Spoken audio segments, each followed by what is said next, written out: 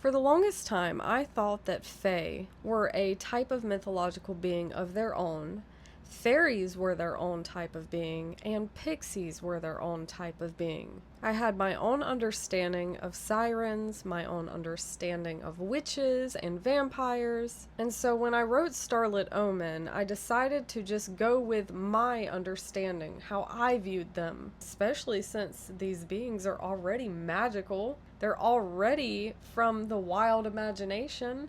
Why can't I create my own version of how I see them in my imagination? And so that's what I did with Starlit Omen. I took the vampires, and instead of having them turn into bats, I decided to have them transform into crows. One of the reasons I did this is because I have a very close relationship to crows. I feed them outside of my dollhouse on a daily basis and get very many trinkets from them. And so of course I had to represent my baby crows in the world of Starlit Omen. And because I feed them peanuts, naturally I attract squirrels. And so I decided that in my story I was going to have lavender purple squirrels with big giant glistening eyes because I visualized the fae as these big giant powerful magical creatures. That's exactly what I made them and separated them from fairies and pixies. To me, the pixies were like the size of this thing right here, which made them very susceptible to harm. So I gave them venomous claws. And because I viewed fairies as beings that were like 4'9", I had this idea, what if the fairies were a product of the fae and the pixies mingling? And so in Starlit Omen, that's exactly what they are.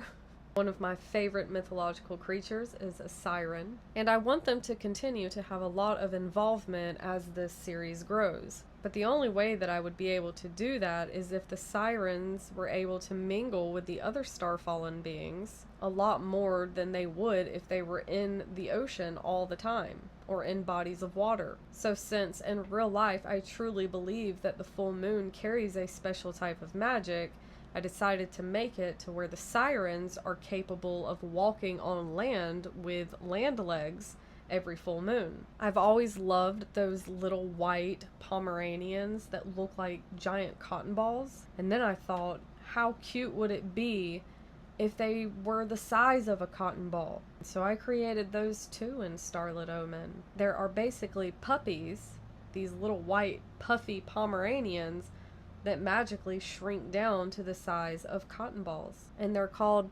puffies. However, nobody can own them or keep them as a pet because they shrink down so small they go missing really easily. And since I love bats, but I didn't have my vampires transforming into bats, I needed a way to still implement these cute little creatures into my story.